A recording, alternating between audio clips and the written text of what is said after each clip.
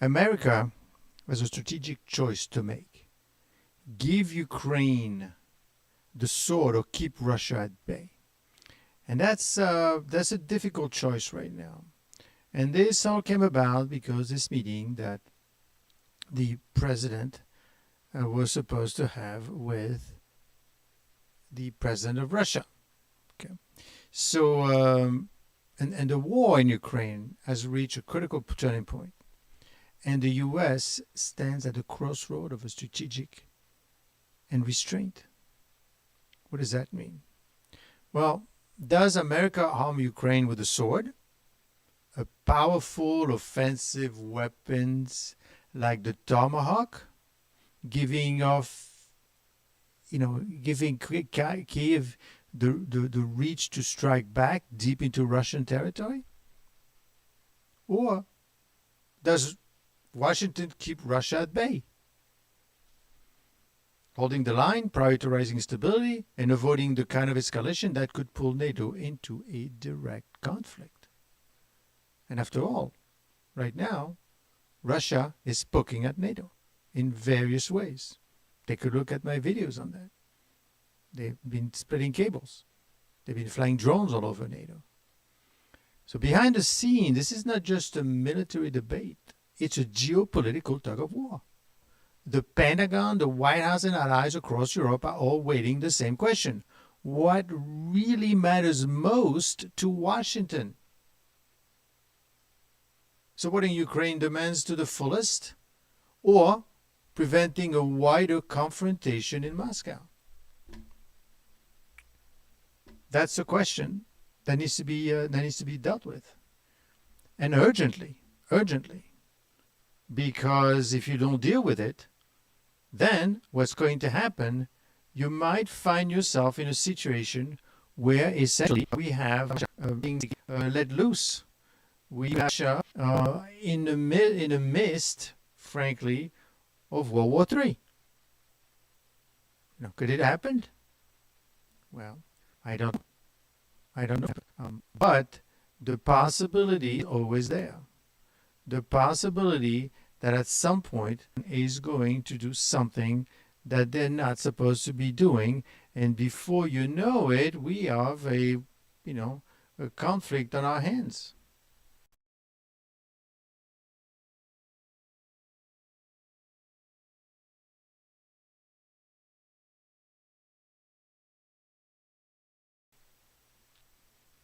And that is something that needs to be thought of all the time. So let's take a look at this. Let's spend some time understanding what is going on. Let's try to figure out for once what it is that everyone wants. And you might be surprised. You might be surprised that it's not as obvious as you think it is.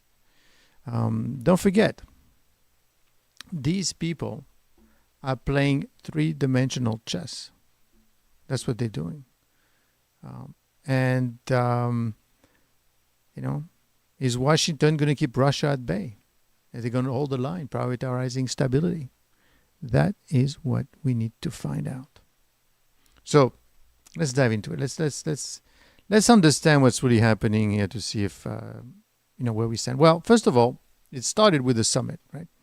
So the summit was announced following a phone call between Trump and Putin, October 16, 2025. That is when it started. And they were all wanting to talk about it. They wanted to make sure that we had everything under control. The summit was announced following a phone call between Trump and Putin on October 16, 2025,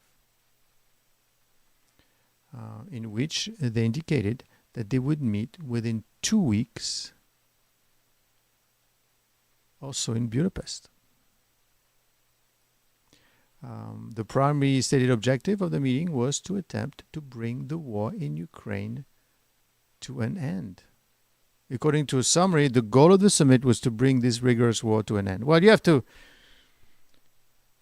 understand that you cannot really listen to what they tell you. You cannot listen to what they tell you because they're playing chess. So what they're telling you is not really what they're thinking about. What they're telling you is not what's really happening. You have to think about the implication of what they're telling you on someone else and what that someone else is going to do and what they're going to do in return. So that's why it's become very complicated. But essentially, there was some talks, and the plan included senior level advisors meeting, U.S. Treasury of State, Marco Rubio, and the Russian Foreign Ministry, Sergei Lavrov, to prepare for the leaders' meeting. So they were supposed to meet in Hungary, were selected.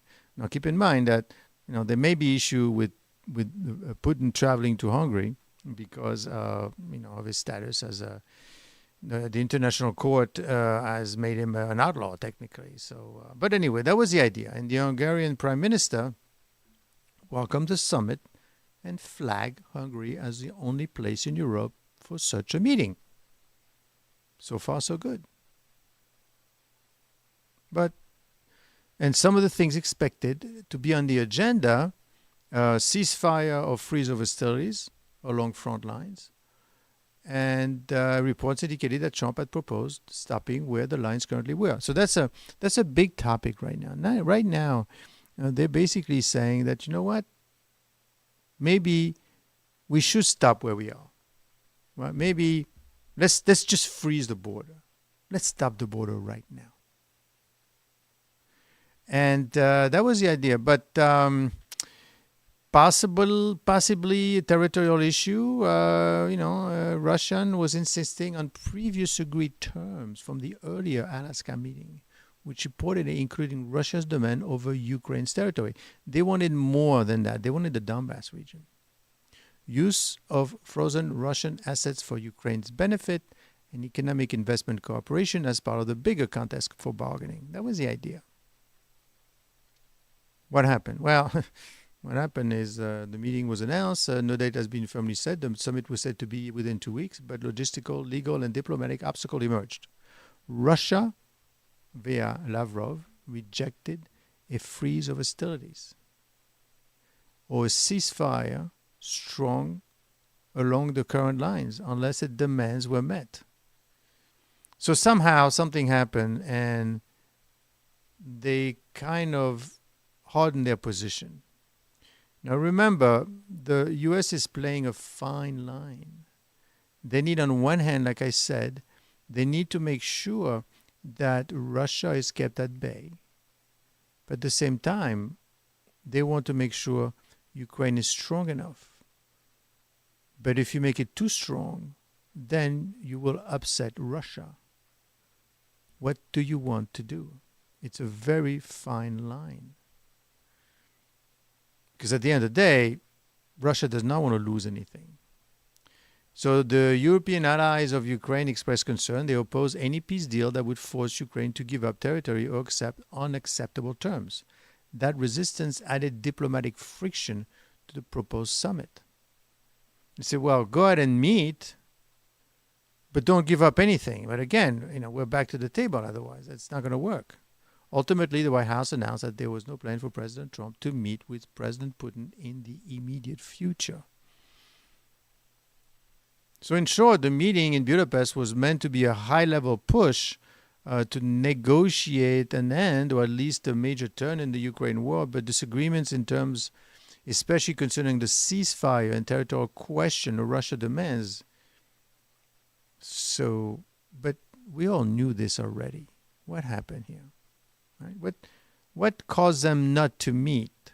Because the reason for which that they're not meeting, frankly, don't make too much sense, because they know that the Europeans don't want Ukraine to lose any territory. They know that Ukraine does not want to use any territory. And they know that Russia wants to take more than they have. There's nothing new there. So what's the give and take? What is it that's a problem? I will answer that question for you. Now, there was a recent meeting between Zelensky and President Trump, and I'm sure you heard all the news that, even though they say it went well, Zelensky described the meeting as positive.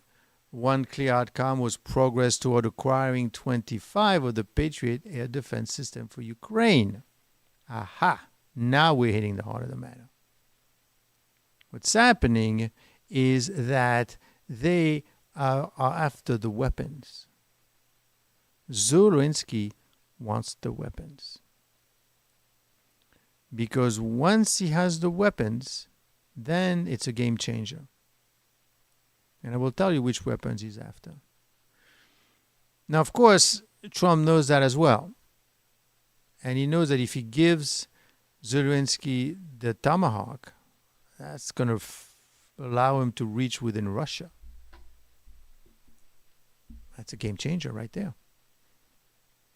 But he also knows that if you do that, then you're not really keeping Russia at bay anymore. You may unleash Russia. So a major sticking point was a demand by Ukraine for long-range Tomahawk cruise missiles, which the U.S. did not commit in this meeting. And this is basically what's happening, is the idea that Russia does not want Ukraine to get those weapons. But at the same time, they don't want to lose out any territory. You see the point? So some reports describe the meeting as tense. For example, the Trump reportedly pressed Zelensky to concede territory and warned of gambling with World War III. Right? That's what he's talking about. He's saying, you're forcing me by not accepting the border. You're forcing me to give you the weapon that's going to start World War III. I'm not going to do that.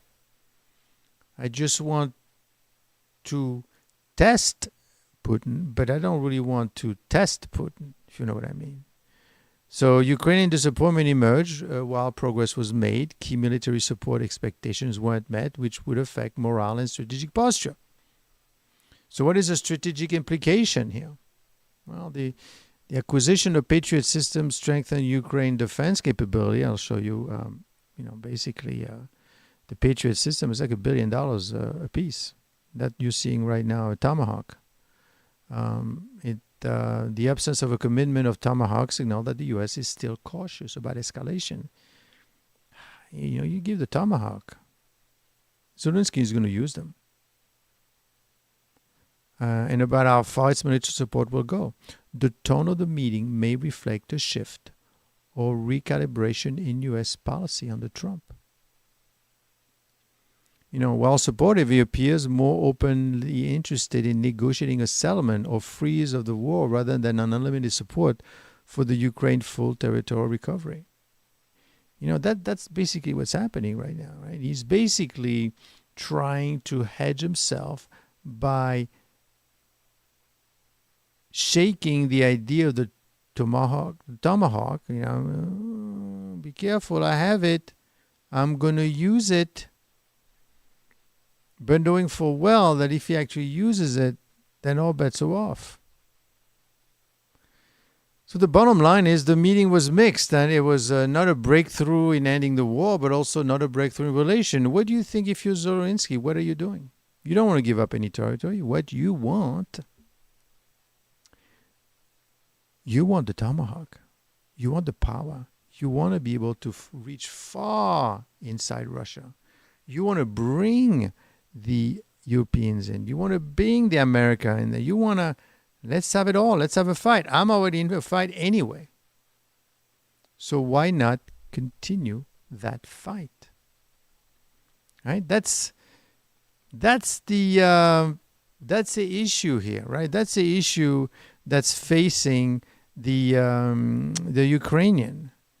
And this is why Trump says, you are going to put us in World War III. Well, obviously. So then we've got to make sure that if we get involved, we don't get that involved, and we want to make sure that we use the stick but we don't use it, right? You don't want to use that stick because once you do, it's gonna be problematic, because once it's out there, right? Once you give them the Tomahawk, and once they start using them, what do you think is going to happen? Right? You're gonna have a problem.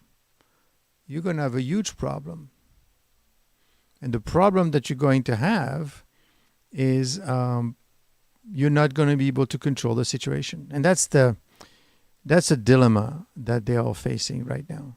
They are facing the dilemma. So what do we do? Right? How do we manage? Well, the way you manage a situation like that is you want your cake and you want to eat it too. That's exactly what you want.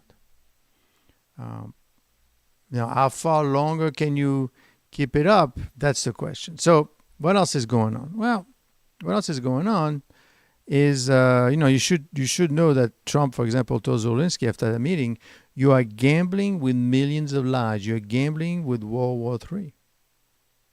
Mr. President, you're staying in our country, staying strong. I mean, there was some interesting talk between the two of them. So what are the Tomahawk? What is this Tomahawk that we're talking about? Right? And how does it stack up versus major Russian missile and air defense system? Because don't forget, the Russians are not without weapons either. So basically, the Tomahawk that they're all looking for is essentially, it is a subsonic, meaning slower than the speed of sound, cruise missile designed to fly at low altitude. That's what it's supposed to be doing. And its range is pretty. The range is around 1,000 miles. So it's a pretty long range that, frankly, can go on, and could literally reach inside Russia. It is subsonic, right? What does that mean? What it means that it's below the speed of sound. It's got a guidance. It's versatile. It's accurate. Its newer version can be very accurate, and this matters because of its range and low altitude route, accuracy, and launch flexibility. The Tomahawk gives a force the ability to strike deep behind enemy lines. And that is the concern. How far down the enemy lines are you going to go? The Russian arsenal include lots of other weapons. And they, in turn, can do a lot of damage. Okay, so what's going on? Well, what is going on is essentially the U.S. is trying to have its cake, and it's trying to eat it too. What do I mean by that? Well, basically, it's trying to understand what it is that it needs to do, right? So on one hand, it wants to protect the U.S. and it wants to stop the war in Ukraine. But more importantly, it's always a nice goal, but at the end of the day, what the U.S. wants, it wants to keep Russia at bay. It wants to keep Russia away from China. That's a very important goal, because if you don't do that, if you start a war basically with Russia, then China is going to get involved, because there's a very strong link between the two of them. And that's one thing you do not want. At the end of the day, if you listen to some of the previous videos I did about Brzezinski from the 70s, his view is that you need to keep Russia at bay. You want it weak, but you don't want it that weak that it gets close to China and with India, and then you have a huge block that you need to fight with. That is not what you want. You want to keep it tight. You want to keep it with them. And that's the idea. Now, is that going to be the case? Well, we shall see, because right now what you have is Zelensky that's basically says, I want my weapons. I want my weapons. I want to fight. I want you to fight. I want the European to fight. Heck, let's fight Russia and push them all the way back. But that's not possible anymore. Right? It's not possible for this simple reason is that no one wants to go to war with Russia. Now, of course, it's interesting because Russia knows that as well. Right? In fact, right after the meeting, right after they said there was not going to be a meeting, they bombed Ukraine again and again. In fact, they're bombing. They're actually going after the utilities in Ukraine, right? The energy generation. That's what they're doing, and that's kind of mean in a way, but that's the name of the game. So at the end of the day, what they want to do is they want to be able to continue the fight, but at the same time they want to push back Russia, which is impossible, and Russia wants to keep what they have, which is, I wouldn't say impossible, but although right now they all agree, but Russia wants what they have plus what they don't have, and that's impossible. And the U.S. Cannot give the Tomahawk to Ukraine. That's impossible. So we shall see. Let's monitor the situation. Let's see what happened, and it might surprise us how this ends. But